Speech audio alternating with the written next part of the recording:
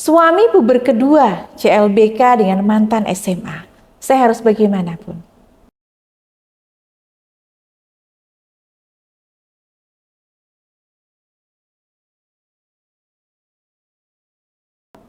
Bunda, ini cerita yang makin sering terjadi di rumah tangga klien-klien saya. Usia sudah masuk 50 tahunan. Anak sudah besar, rumah tangga terasa aman, tiba-tiba suami berubah. HP-nya selalu di tangan. Penampilan mendadak rapi, sering alasan reunian, centil dan wangi. Ternyata belakangan ini ketahuan, suami CLBK dengan mantan SMA. Dari yang awalnya nostalgia masa muda, ngobrolnya nyambung, lalu terseret ke hubungan yang tidak halal. Di video ini, saya akan bahas secara psikologis dan spiritual, kenapa itu bisa terjadi, bagaimana menyikapinya dengan elegan, dan langkah ikhtiar yang bisa Bunda lakukan lahir batin agar suami kembali pulang. Mengapa CLBK mudah terjadi di usia 50 tahunan? Dari kacamata psikologis ada beberapa penyebabnya, yakni yang pertama, krisis paruh baya atau midlife shift. Di fase 45 sampai 60 tahunan, banyak pria mengevaluasi hidup. Aku masih berguna nggak ya?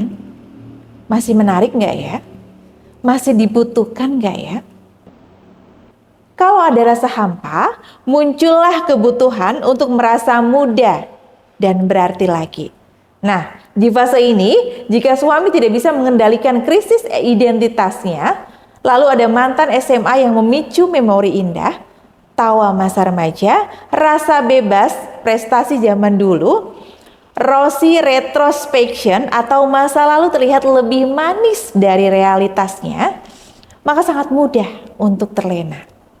Yang kedua, ego pain dan validasi instan.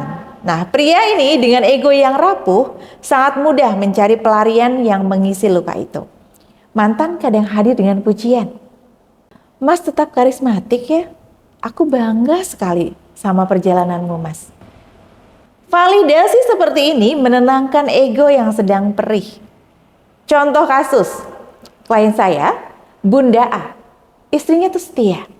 Nemenin suami dari nol, tidak neko-neko, cantik dan mandiri. Namun setelah reuni, suaminya jadi sibuk.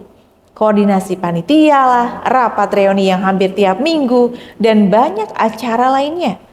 Padahal yang dicari bukan organisasi acaranya, melainkan sensasi dipuja. Yang ketiga, dopamin dan ilusi atau chemistry. Cat rahasia ini dan pertemuan yang sembunyi-sembunyi ini membuat hormon dopamin meningkat yang menghasilkan sensasi baru dan deg-degan. Otak suami salah paham menafsirkan dopamin sebagai cinta, padahal seringkali hanya limerence atau terpesona sesaat. Contoh kasus, suami Bunda S bilang, aku ngerasa hidup lagi kalau ketemu dia. Setiap chatting sama dia ada getaran di hatiku. Padahal yang hidup bukan cintanya, Bun, tapi sensasi barunya. Yang keempat, kecemasan menua. Saat fisik berubah, beberapa pria takut tidak diinginkan oleh istrinya. Mantan yang hadir membawa narasi, dulu kamu pahlawan di kelas, sekarang kamu tetap pahlawanku, gak ada yang berubah. Ini akan membius, menutupi rasa takut menua suami. Sehingga dia merasa masih diinginkan, bukan oleh istri, tapi oleh rekan masa lalunya. Pada intinya, CLBK ini seringkali bukan soal cinta yang dalam, tapi pelarian ego, nostalgia, dan sensasi baru yang memanipulasi perasaan. Lalu Bunda, mengapa CLBK kuat menggenggam batin? Dari kacamata spiritual ada beberapa penyebabnya, yakni yang pertama, pintu energi terbuka saat hati suami penuh minder, kecewa, atau marah. Energinya akan melemah. Celah ini memudahkan ikatan negatif masuk seperti rayuan, pesona, bahkan dalam beberapa kasus ada yang menggunakan ikhtiar batin yang tidak halal seperti pemikat, susuk, atau pelet.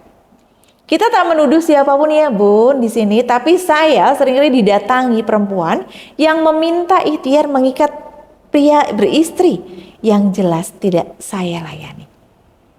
Yang kedua, rasa tersambung yang palsu. Ikatan batin yang lahir dari energi negatif bisa menutup kejernihan. Batin suami jadi berat untuk berpaling meski logika tahu salah. Bukan cinta sejati, bukan energi yang mengikat rasa. Yang ketiga, rumah yang kurang dihidupkan. Jika rumah jarang dipenuhi doa, zikir, dan sholawat, energi rumah akan melemah. Suami yang pulang pun tidak nyantol batinnya di rumah, mudah terdorong keluar. Intinya, CLBK bertahan karena ada celah energi dan getaran nostalgia. Nah, ini harus ditutup dengan membersihkan batin dan menguatkan energi rumah. Dalam situasi ini, jangan langsung meledak. Ini cara menyikapinya dengan elegan. Yang pertama, stabilkan emosi dulu. Marah, sedih itu wajar. Tapi jangan konfrontasi saat gelombang emosi itu tinggi. Ambil jeda. Wudhu, silakan Bunda bisa nafas. Tarik nafas 4 detik. Tahan. Hembuskan 7 kali. Tulis perasaan di jurnal atau tanpa menghakimi. Tujuannya apa? Bunda tetap anggun saat bicara. Yang kedua, ucapkan kalimat emas untuk membuka dialog. Mas, aku ingin bicara yang penting. Aku ngomong pelan ya, karena aku ingin rumah kita tenang. Aku tahu nostalgia itu menyenangkan. Aku juga pernah rindu masa lalu. Tapi aku takut kehilangan kita. Kalau Mas merasa butuh ruang untuk dihargai, ajari aku caranya ya Mas. Aku mau belajar.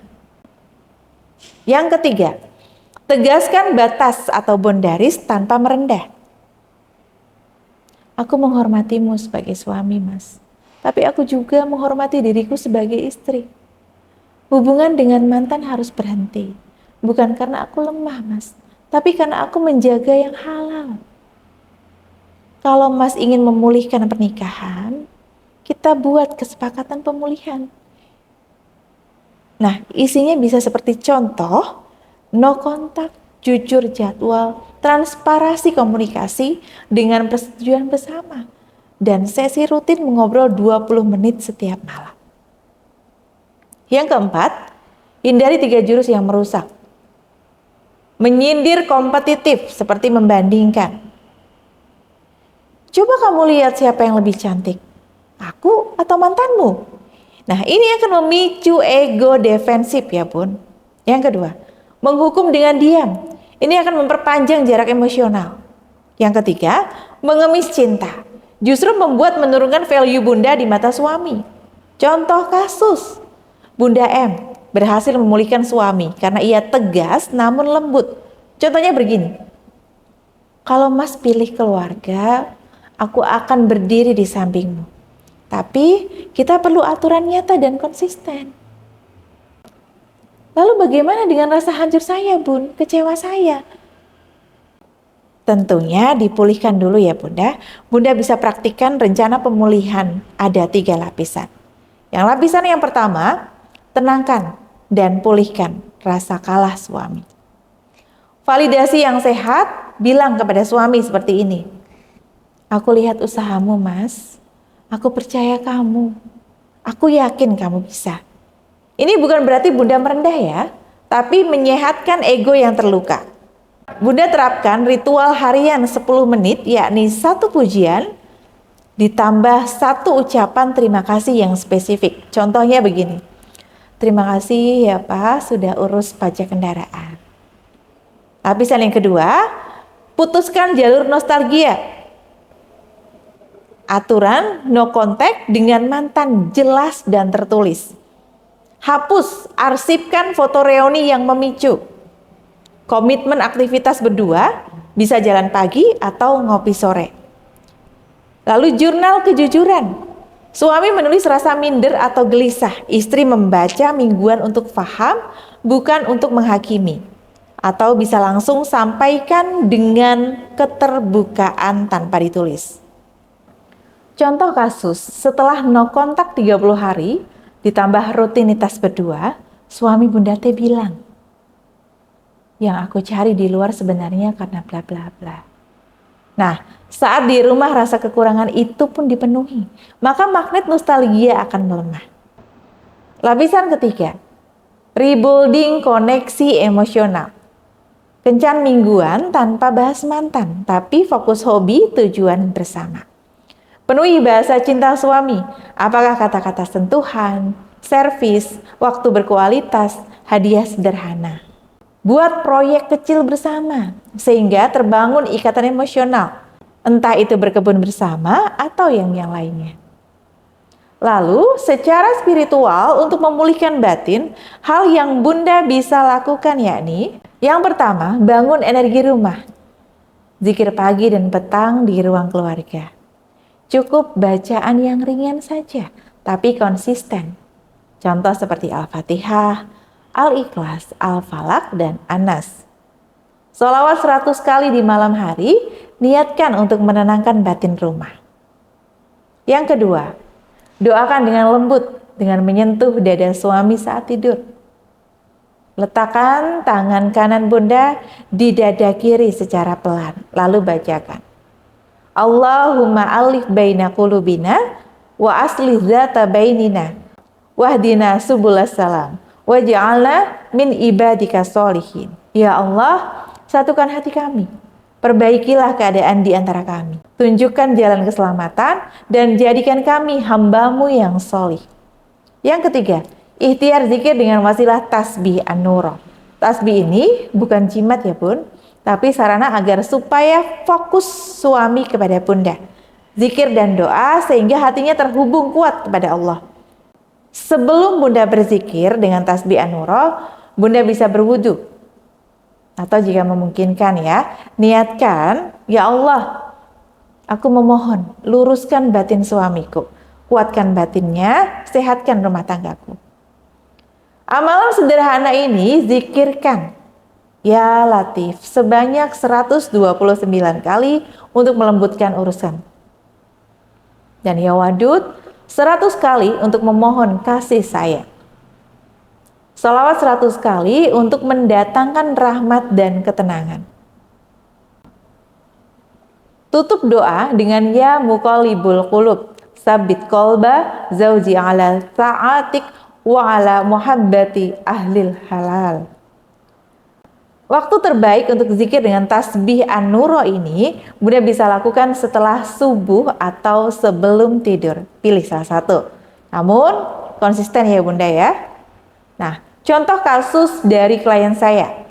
Bunda R melakukan amalan ini 21 malam berturut-turut. Ia melaporkan perubahannya secara bertahap.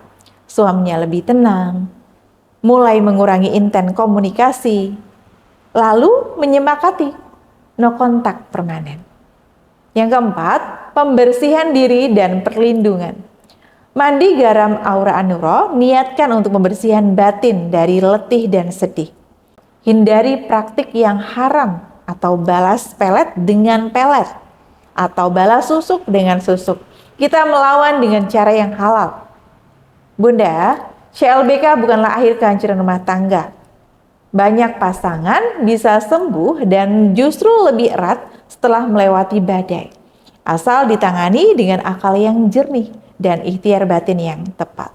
Ingat, tugas kita menguatkan yang halal dengan komunikasi yang elegan, batas yang jelas, dan zikir yang istiqomah. Jika Bunda sedang di posisi ini dan ingin dibimbing langkah per langkahnya, Bunda bisa hubungi nomor di bawah ini ya. Insya Allah saya bantu dampingi pelan tapi pasti agar suami kembali pulang ke pelukan yang sah.